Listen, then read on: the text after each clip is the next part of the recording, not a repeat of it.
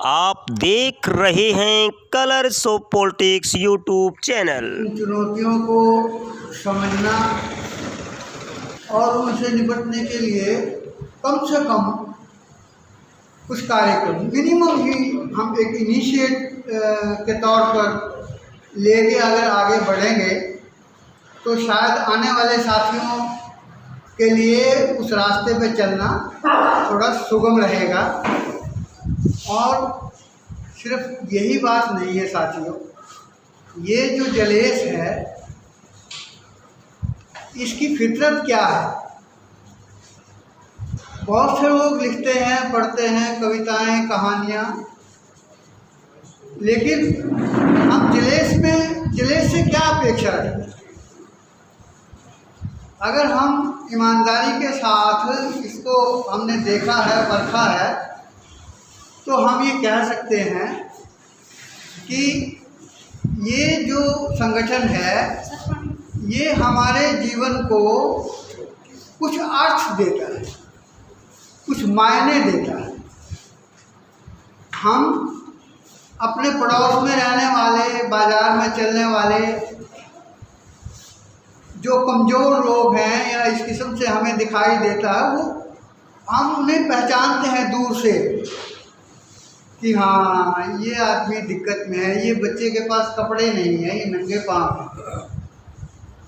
ये जो संवेदनाएं हैं हमारी, इनको ज़्यादा समय तक जीवित रखना अपने सोचने और लेखनी के माध्यम से शायद हमारे जीवन को कुछ ज़्यादा तो नहीं, थोड़ी सार्थकता प्रदान कर सकता है। यही सब बातें हैं। इसका लबोलबाब शायद यहीं कुछ आसपास मंडरा रहा है और जो हमें बताया गया है उन सब चीज़ों का मतलब भी यही है। हमारे स्वार्थ, जनहित के और जो हमारे सामने मासिस हैं उनके साथ जुड़े हुए हैं, उनसे अलग नहीं है। चैनल को सब्सक्राइब, लाइक और शेयर करना ना भूलें। दो बातें हरियाणा ज्ञान विज्ञान समिति की ओर से, क्योंकि हम काम कर रहे हैं हरियाणा ज्ञान विज्ञान समिति में, तो जो कुछ अनुभूतियाँ, एहसास और अनुभव हैं उस आधार पर मैं कहना चाहता हूँ दो बातें। क्योंकि राष्ट्रीय स्तर के हमारे साथी अपनी बातें कह चुके, तो इसलिए बहुत ज़्यादा कहने की ज़रूरत भी नहीं है, काफ़ी विस्तार से चर्चा हो चुकी है। एक बात जो शामिल करने की ज़रूरत महसूस हुई वो ये कि हिंदुत्व और हिंदू राष्ट्र की प्रस्थापनाएं बहुत अच्छे ढंग से रख दी गई। संसद की जो भवन की अब प्रक्रियाएं हैं, तो वो प्रक्रियाएं हमारे रीति रिवाजों के, हिंदू, सनातनी हिंदू रीति रिवाजों से हो रही, तो हम हिंदू राष्ट्र हो रहे हैं। ये तो आ गई है बात, बहुत बखूबी रवि साहब ने इसको विस्तार दिया है। और साम्राज्यवाद संरक्षक भी है। इस हिंदुत्व के राष्ट्रवाद का जो गठजोड़ है, जो संरक्षण मिल रहा है, वो साम्राज्यवाद से मिल रहा है। इन दो कारणों से, खास करके साम्राज्यवाद के संरक्षण वाले कारण से ताकत बहुत बढ़ गई है। इसलिए ऐसी दर्द भरी आवाज़ भी सुनाई दे रही थी लेखक साथियों की ओर से। एक बात ज़रूरी जो लगती है वो ये लगती है कि आम जन जो है वो इस पूरे परिदृश्य को भले ही हमारी तरह नहीं समझता है, लेकिन वो संघर्षरत है।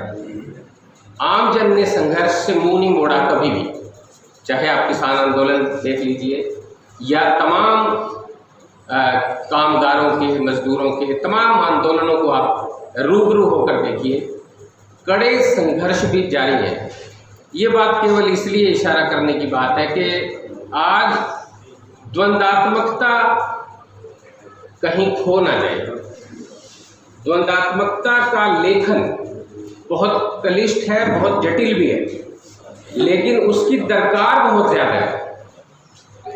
दूसरी बात जो मैं कहना चाहता हूँ वो मेरी हरियाणा के संदर्भ में बात है। मेरे से पूर्व वक्ता मंजीत ने उस बात की तरफ इशारा तो कर दिया, उसी को मैं अलग ढंग से दोहरा रहा हूँ। केवल 50 साल पहले जो हरियाणा था, जिसके बारे में हमारे पूर्व वक्ता मनमोहन जी ने चर्चा की थी, 80 के दशक की, 75 के दशक का रेफरेंस भी आया, आज तो हरियाणा पूरी तरह से बदल चुका है।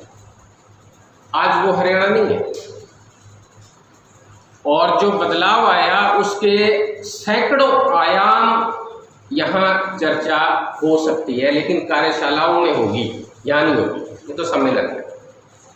वो जो सैकड़ों हजारों आयाम खुल रहे हैं बदलाव के, उन बदलावों के अंदर फिर से मैं कह रहा हूँ कि द्वंद्वात्मकता है, बहुत ज़बरदस्त है। सामाजिक गतिशीलता उत्पीड़ित तबकों की, जिसकी तरफ इशारा किया गया, वो इतनी ज़्यादा बढ़ी हुई है इस समय पर, और सामाजिक गतिशीलता के साथ साथ उनका जो असर्शन है, उनका नागरिक होने का अधिकार जो छीना जा रहा है, उसका एक प्रकार से अमूर्तन सबकॉन्शियस के पटल पर एहसास उन्हें है। वो एहसास करते हैं कि हमारे से छिन रहा है। जो रवि साहब ने 75 साल के कॉन्टेक्स्ट में अपनी जो कविता के अंदर बहुत शानदार बात कही है, एहसास है, उनकी पराजय नहीं है, वो संघर्षों में है, एहसासों में है, और नव निर्माण की तैयारी और जिम्मेदारी लेने के लिए भी इच्छुक है असल में। तो इसका मतलब पराजय किसकी है? आने वाले सालों में जनवादी लेखक संघ हरियाणा अगर इस पर चिंतन करे कि पराजय किसकी है, और उस पराजय से थोड़ा पार पाने की मिलजुल कर चेष्टा भी करे, मिलजुल कर, तमाम संकीर्णताओं से ऊपर उठना ही होगा। ये वक्त ऐसा है, मांग ऐसी है। उसको अगर बीच में लाते हैं तो दिशा यहां से निकलती है, एक दिशा। क्यों कह रहा हूं मैं ये बात? उदारीकरण ने जिस प्रकार से लोगों के संगठित होने की ताकत को, मंशाओं को खोखला कर दिया और बाजार के क्रूरतम शोषण के हवाले कर दिया है।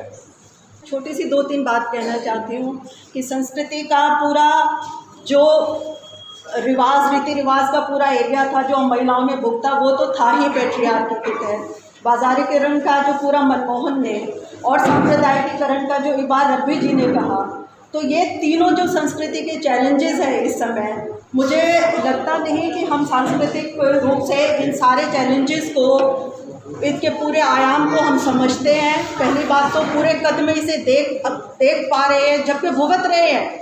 अब तो व्यक्तिगत जीवन क्या, स्कूल कॉलेज क्या, मतलब हमारा मन भी मीडिया के तहत और अनेक कारणों से उसी के काबू में है, वो सब पे मैं नहीं जाऊंगी।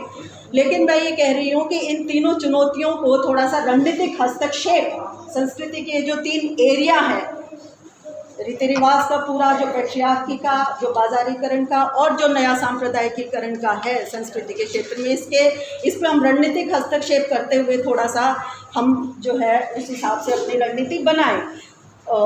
एक साथी ने कहा कि चुनौतियां बहुत हैं, लेकिन हमारा जज्बा भी उस तरह से कम पड़ जाता है। इससे मैं सहमत नहीं हूँ।